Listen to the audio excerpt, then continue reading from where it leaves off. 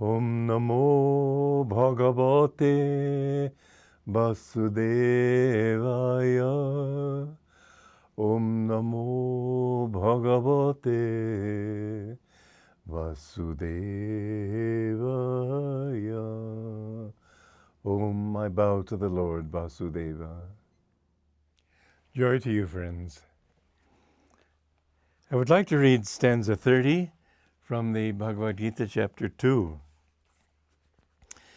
Krishna is giving Arjuna different reasons to be even-minded, not to grieve and get upset.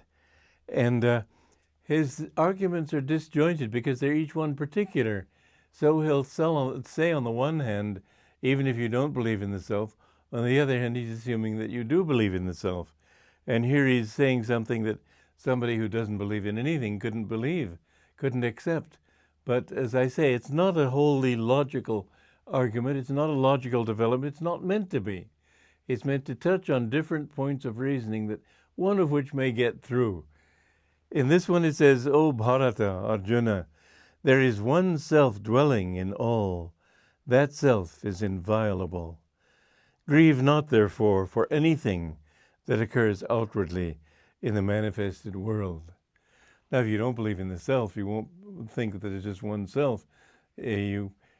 People who don't believe in them in their own life after death, how are they going to believe that there's a self in everything?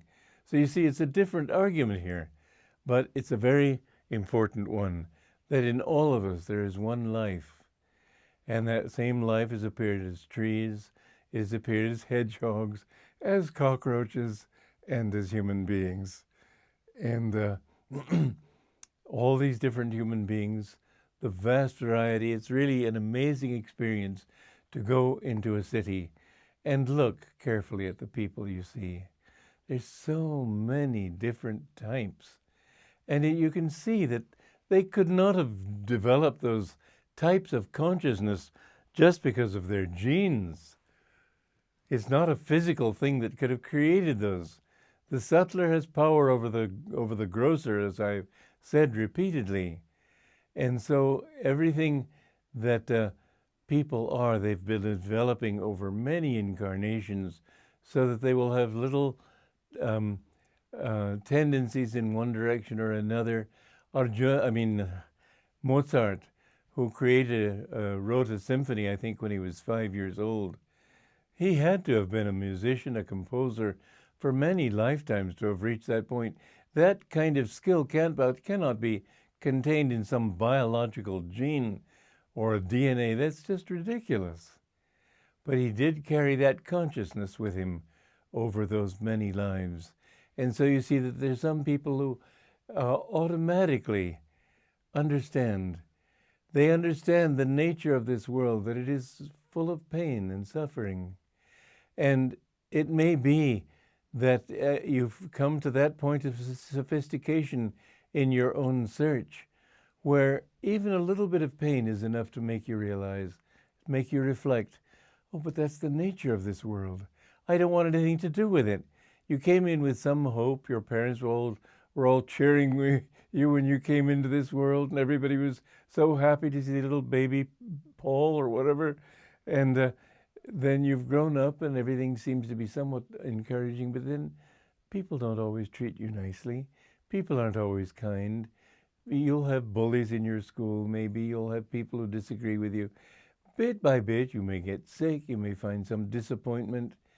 It doesn't take much for a sensitive soul to suddenly realize, no, this is not for me. There was one child in our community at Ananda who, with just a little disappointment, said, Mother, I don't want this world. It's not going to give me what I want.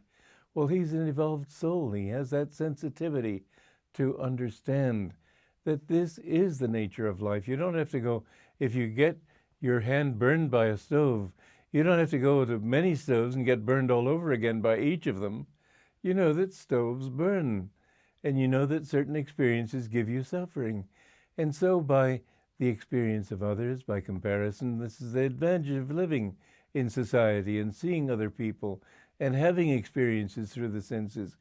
Bit by bit, those experiences, those contacts, they awaken something in you. But Krishna is saying here There is one self underlying everything. This is a basic teaching in the Bhagavad Gita, in the Upanishads, in the Vedas. There is one truth that pervades everything, one consciousness that pervades everything. And all lives really are only like waves on that great ocean. Now, how do we reach that state? How do we come to this understanding that it's true? Well, when you have an experience, he says that self is inviolable. You can't violate it. You can't disappoint it. You can't hurt it. Well, think of it. This is a very good practice for you. When anything disappoints you, ask yourself, is this really hurting me? I continue past this experience. I will live even if I'm killed. And if I fail, if I lose my limbs, nothing is completely lost. I've seen people who were lame who somehow picked up the pieces again. I've seen people who went blind, and when they finally adjusted to that reality, it didn't change the fact that they were alive and conscious, and they were able to function very well. In fact, some of them supremely well.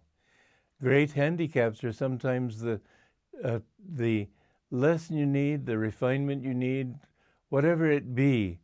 It's like honing a knife to make it sharp. It helps to make your discrimination sharp. Many times those who have great misfortunes come out on top in the world. Those who fail repeatedly are often the ones who finally win.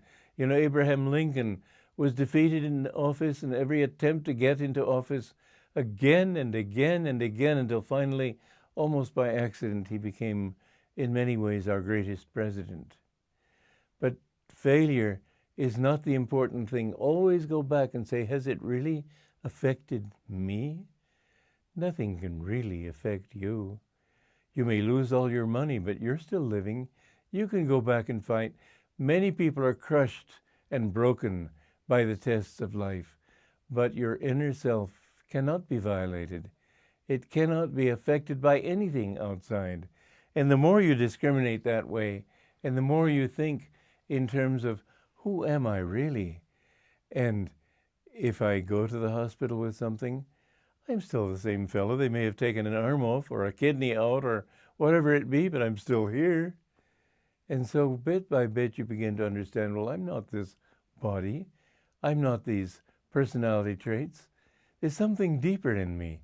And the deeper and deeper you go, the more you will realize that there is no cause for lament. Grieve not, therefore, for anything that occurs outwardly in the manifested world. And I pointed out the importance of not grieving. And we could say just the opposite side, but the story here in the Gita is about Arjuna's lament. So that's why he's talking of grieving. But don't rejoice either.